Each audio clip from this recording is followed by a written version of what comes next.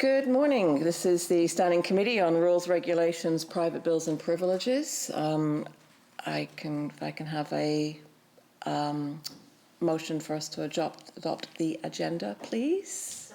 Thank you, Lynn. So with us today are Lynn Lund, who just moved our agenda, Sydney McEwen, Sonny Gallant, and we have another member who will be joining us shortly. So we have a number of things to get through today. We're going to start with sort of an update on the work plan because we had a number of items sort of ongoing. The primary piece that's on the work plan is motion 71, which was the all-party unanimous motion from the last sitting to for this committee to provide a recommendation for hybrid virtual proceedings for the House. And Emily has done some significant work on this on a number of different factors. But before we just get to her update, a couple of key things just for the record is that we are tasked with coming back with a solution, or a proposal on the recommendations and any of the changes that are required to rules to make that possible. Because that recommendation will be coming in a report that must be presented to the House this fall with a sitting which is commencing November 12, then the changes will not be in effect for this sitting coming. We need to be really clear that the recommendations that we're making are going to be taking effect at a later date, which this committee will also determine in its report. But this fall sitting is still going to be expect to be a regular fall sitting. We're not able to get something done prior to that. But it is a priority for this committee to have a report ready for this fall sitting that does make a clear recommendation and associated pieces to make sure that those changes can be ready to go probably for the beginning of 2021, and Emily can give us some of the information about that timeline. I would ask the committee to also consider where we've got other things on the agenda that we give them due consideration, but that we may consider doing those in a separate report because of the importance of the work we're doing around hybrid proceedings. But we can see sort of how that goes, but that's one of the options we have. We don't have to put everything all together in one report. We could do a report just on the motion 71 response and then a separate one, if need be, during the sitting or at a later date on any other items that are up for consideration. So with that context, perhaps Emily, if you can give us an update on some of the many things you've been doing regarding motion 71. Thank you. All right, so since we last met, I think there's been an increase in the number of legislatures that are using virtual hybrid proceedings. For example, the House of Commons is now meeting in a hybrid virtual setting. So there are members in person, but then a number of members are participating virtually. And since our last meeting, we have been continuing conversations with ITSS about how we would implement hybrid proceedings here. So it is possible. It's just a matter of figuring out all the kind of, I guess, behind the scene details. And I don't know all the terminology when it comes to broadcasting and, virtual streaming. But we just need to make sure that, in the hybrid, proceeding, that members that are in the chamber can hear the members that are participating virtually and vice versa. And I think, while it's not directly related, that we do have some experience with having presenters come into committees by Skype. So we have some of that experience having people participating in committees virtually, the presenters. So platform is still kind of to be determined based on what the needs are for the assembly, but that it's possible to tweak the platforms to our specific needs. So the extras that come with most of the platforms, like a chat, mute, the video function, it's possible to kind of enable or disable those functions based on what we would require in the chamber. So those conversations are happening. There's also would be requirements that everybody would have the hardware, so a laptop or computer that has a webcam, that everyone is set up with the proper equipment, so probably a headset with a microphone so that it would be kind of the best audio and visual,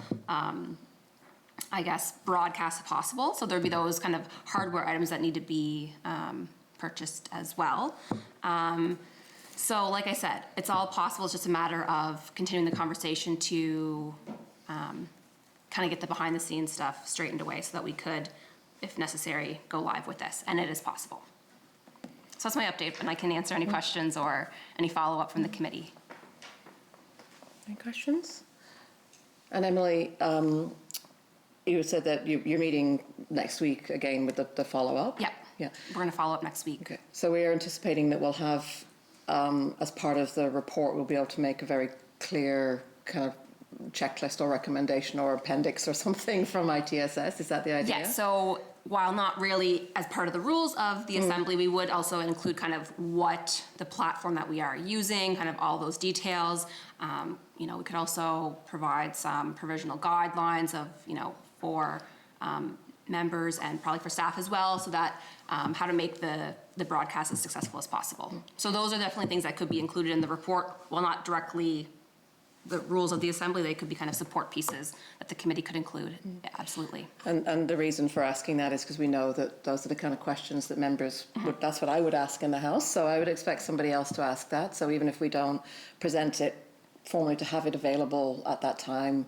In terms of timing, we should have that ready for when we bring the report forward, because I can guarantee somebody will want that information to be able to be comfortable making a decision on the recommendation. Definitely. And I think there's, you know, a lot of other legislatures have some good resources that we could use, so we can definitely have something prepared that would accompany the report that kind of presents a fulsome picture of what the virtual hybrid proceedings would be, what would be necessary to ensure a successful broadcast. So yeah, we can kind of compile that all together so it's kind of an inclusive document. Okay. Sydney? Thank you, Chair. Clerk, when you were looking through the various different spots across Canada that were doing this, invoking this type of situation, was it typically by the call of the speaker? Is that who made the decision? So I think some jurisdictions, when and they call them sessional orders, are being put forward by motion, they are effective immediately and have a specific end date. So I believe that's how the House of Commons has proceeded in BC. And as far as I'm aware, Newfoundland has the provisions in place, but that they would be invoked by the speaker if necessary. So I guess kind of dependent on the situation in the province. So some are going forward with it right away and having a specific end date. Others would have the capability to do so, but that in the meantime, if things are working with, you know, social distancing in their chamber, they might not be using it right away. So there's kind of those two options. Sydney? Thank you, Chair. So basically the way, you know, kind of we're looking at proposing it is you know, these rules will come in place if the speaker so chooses to invoke them, and we would have an end date on it for a time on it. Okay. Thank you. Yeah. And the actual details of the rules themselves, we will discuss later in the meeting, just again, just because of the complexity and the nature of those. But that's the context is important. When I spoke earlier about needing to have them ready to go, that's part of it. That doesn't mean we're going to be using them, but if we needed them, can we switch to that? And then what the process is for that to happen is a pretty key piece. And in our last meeting, we did discuss that they would, you know, how do you end it as well? So that's a key piece. I think the other thing that we had spoken about was the review process, which is that the Rules Committee can review those rules at any time. So if we committed to an annual review anyway, that would be something that we can do within a regular meeting schedule. Sonny? Thanks, Chair. So, Clerk, so we're going to put a recommendation forward for into the future. So what happens if we have a second wave this fall? Are we prepared to be able to come together and put some rules in place? Good question. If I'll answer first, then maybe, so we have to have the report approved by the House, so the House would have to meet. So we would be back into almost the same situation that we were in the spring of Emergency sitting. an emergency sitting. How does the House, and what does that look like? Okay. As we discussed in the spring, there is nothing preventing a sitting of the House with only a quorum, if need be, to pass a report, for example. Obviously, we hope we don't need to, but if the report is ready and then something happens where we're not able to convene in the normal space, we always have that option to meet if need be to pass something. And that may be a good reason why, but it would be under the current rules. I think, is that correct? Yeah? That covers it. There we go. Thank you. Okay, thanks, Sunny. Any other questions at this conversation at this point on motion 71? No? Just wanted to again thank Emily for the amount of work, and I think it's, I was asking prior to the meeting, it sounds really interesting to get to have lots of conversations about what everybody else does, but at the same time it's a lot of work, so I really appreciate on behalf of the committee the work that you're putting into this. In that case, if we move on to other potential rule changes that had been brought forward, and there were two key pieces in here. One of them was around prayers, and one of them was on e-petitions. And Emily had prepared us, Clerk had prepared us a brief just with some additional research on what happens in other jurisdictions on prayers, and then regarding electronic petitions, again, what is other jurisdictions doing, what some of the context is there. And we only just, we didn't have a huge amount of time to review these, so perhaps we can just go through those two and then open for questions. So maybe start with prayers. Sure. Yep. So as I say in kind of the first explanatory note there, that the last time the committee on the rules looked at the prayers was in 2012. So at that time, the committee had recommended that no change be made to the prayers. Last fall, when the committee had sought some public feedback on potential rule changes, there was some comments on the prayers. So one from a private citizen that essentially was against having the prayers recited at the first of the day. And then also there was comments from an MLA about the prayers being recited and probably against having the prayers being recited at the first of the day. So there wasn't much in that, original public feedback that we had sought last year on the prayers. But that was kind of what was said from some people. And then I did a scan across Canada. So I would say for the most part that most jurisdictions do recite some kind of a prayer, and that the prayer is probably religious in nature. Newfoundland has no prayers. Quebec replaced their prayer in the 70s with a moment of reflection. And then it's kind of a variety between the speaker reciting the prayers or a member being selected in the chamber that recites the prayers before the House begins in the different jurisdictions. So that's just an overview of what other places are doing and what we've heard in terms of feedback and when this committee or committee on rules last looked at the prayers. And Emily, I had one question regarding the prayers in Nunavut, which I know is an assembly rather than a citizens' assembly, rather than a more traditional members, a party-based structure. And because it's also a First Nations space, are their prayers First Nations prayers, or are they Christian prayers? I would have to look, but I would have to look. Okay. Yeah, so they are a consensus government. Thank so, you. That was yeah. Yeah, so they're an assembly, but they don't have any political parties. They're consensus style. Not that the political party. And I think some, they have prayers, like they have a selection of prayers that people can choose from to recite, or I think the ones that do reflections, you can, some members might say their own reflection. So there's different practices across the country. I will say New Brunswick has very similar prayers to us, so one for the Queen, one for the Legislative Assembly, and then the Lord's Prayer, and they're said by the Speaker. But it's kind of a variety. Okay. Any comments from the committee? Sunny? So you indicated the last time this was brought up was in 2012. Was there very much discussion on that? Like, we have two concerns here, a citizen and MLA. Was there much concern last time? Do you recall?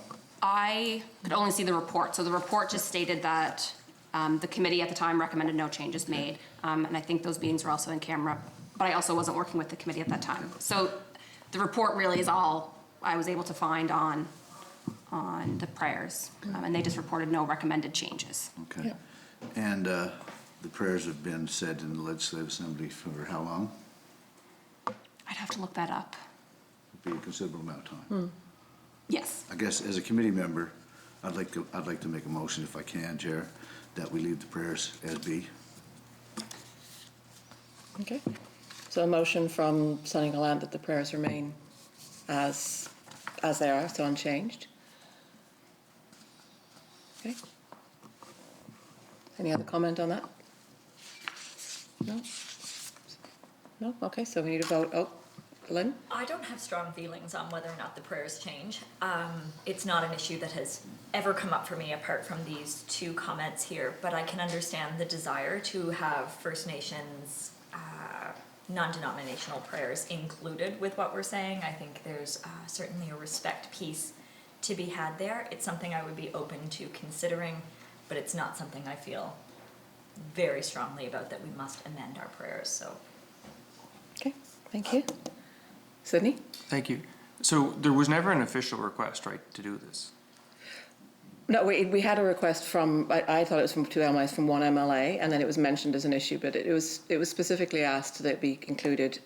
Yes, there was a request coming to me as the chair that it be included on our, as well as the submissions through here, which is why I put it on the agenda, because I had a formal request from the same MLA to put it onto our request, and that was part of the thing as a chair. Okay. Sydney? Thank you. So you didn't say that last time, but now, I said it previously, but that's why it's on the agenda. I wouldn't put something on the agenda, Sydney, unless there was a formal request for it to be there.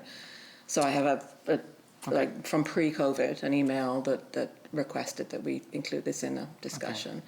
And so I apologise if that wasn't clear last time. Sydney? Thank you. Yeah, no, it wasn't clear. Okay. So I thought it was we were just picking these two comments from all of those submissions, because there's a lot of stuff that we could pick just from those submissions, right? No. So that's where I share that too. I agree with Lynn, the discussion over having something around with First Nations or Indigenous makes sense, but I just want to clarify, this is actually an official request. Could you share that with the committee? Yeah, absolutely. Okay. So I've, as the chair of this committee, I think other committee chairs have this as well. You have people contacting you directly, MLAs, or contacting directly for items to be included. So e-petitions was also one of those that was raised as an issue, excuse me, during the submissions, but was specifically requested. We have a couple of other items that the clerk and I have discussed that we're researching into, that have come from the same space, including from Ledge Council, for example. So yeah, I can go back and find that for you in writing. But yeah, as the chair of the committee, I looked at that as, if I have a formal request, then it goes onto the agenda for discussion by the committee. And then if we have any supporting material that we have, in this case, this is the supporting material. The two places where it was mentioned in public submission, plus then the research that's done by the clerk, to support it in terms of what's happening in other jurisdictions. So, thank you. Yep, no problem. So we have a motion on the floor from Sonny Gallant to leave the prayers unchanged. And so we can have a vote on that motion at this time? Yep. Now we're a small committee today, but this is what we've got. We do have quorum, so we can go ahead with the vote. Can I have all in favour of leaving the prayers unchanged? Aye. Okay. Okay. And I've got those who are Lynn. In this case, Chair, I think I would like to see the prayers remain largely the same, with the inclusion of something from the Indigenous community that they felt was appropriate. So while it isn't a strong push for me, I'm going to vote no for this motion. Okay. So it's 2 votes against and 1 vote to remain. So at this point then, the vote, it would be Sydney? I think we should put a motion forward to begin those discussions about what you would include with it, with the Indigenous prayer as well. Thank you, Sydney. I appreciate that. As I said, it's kind of 2 parts. One is if I can just clarify, so Sonny's motion was to leave the current prayers unchanged, which we've, not to go any further, but following on from that and from Lynn's point, a new motion to begin consultation to find out or to consider an Indigenous In prayer. addition. And, yeah. That personally, I appreciate that, and that follows on from Lynn's commitment. Would the committee be comfortable with that being as a new motion, that we would begin that consultation? Okay, so we have agreement from the committee that we would do that. So can I just get a retract on the first motion and then this one? Well, the two things aren't exclusive. Like right now, we're not changing anything, Okay. but we're agreeing that we will consult So the vote was we don't change it, as it is right as it now, is right now. but we Two to will one. begin We will take- consultation. Okay, thank you, Yeah. Chair. Well, I think that's a great Thanks. thing. Thank you, everybody. Okay, great. Thank you so much. That's really productive.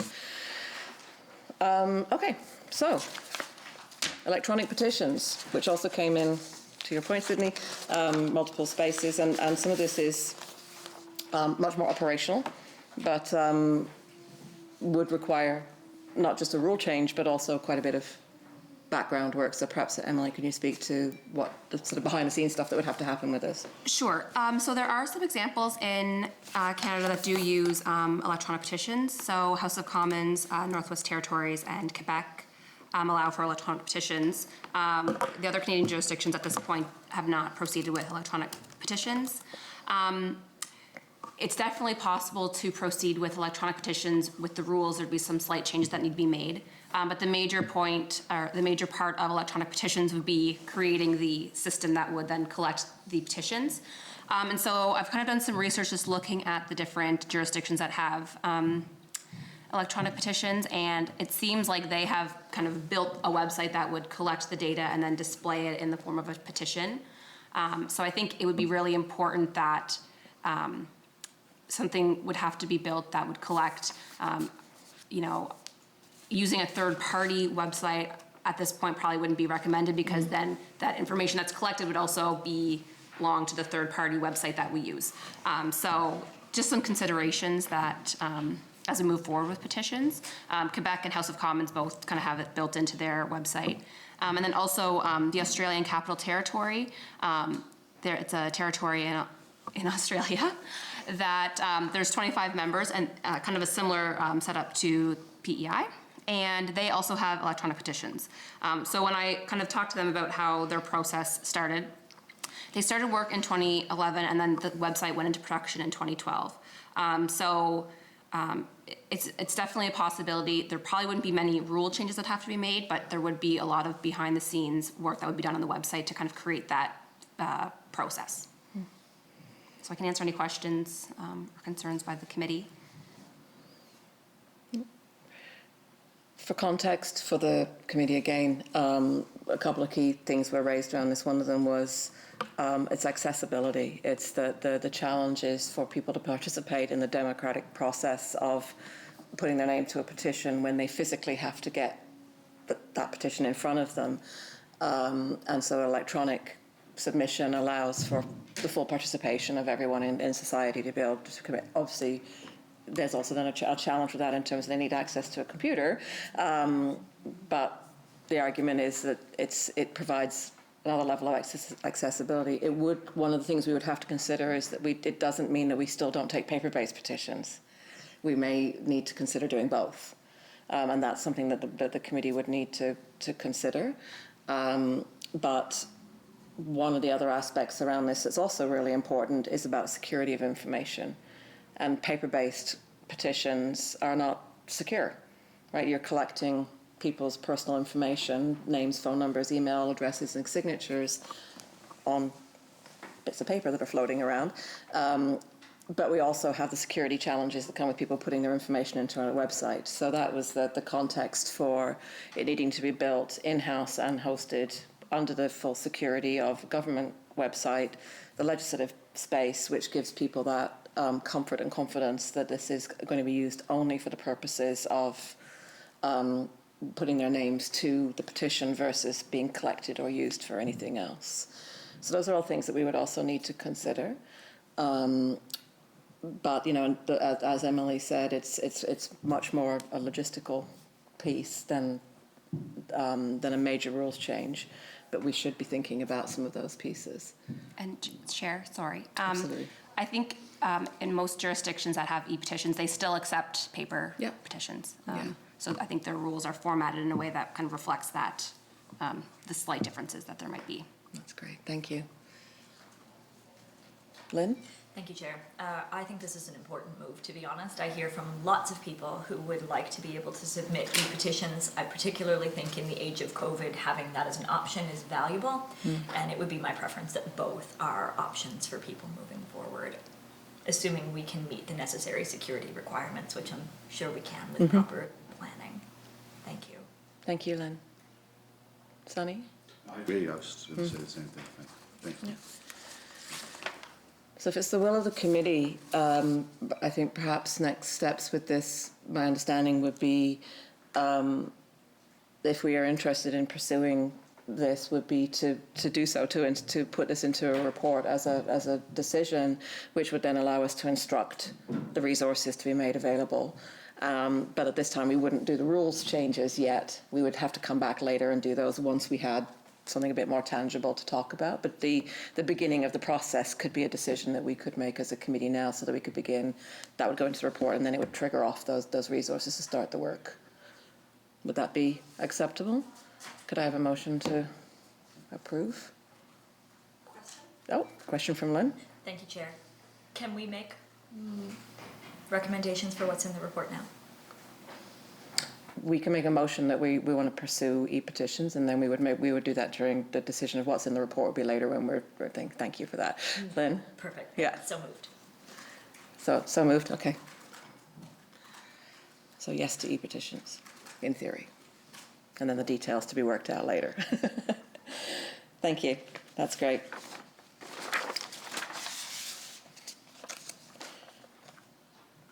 Okay, so moving on from those, is there any other new business that the committee members would like to bring forward at this time?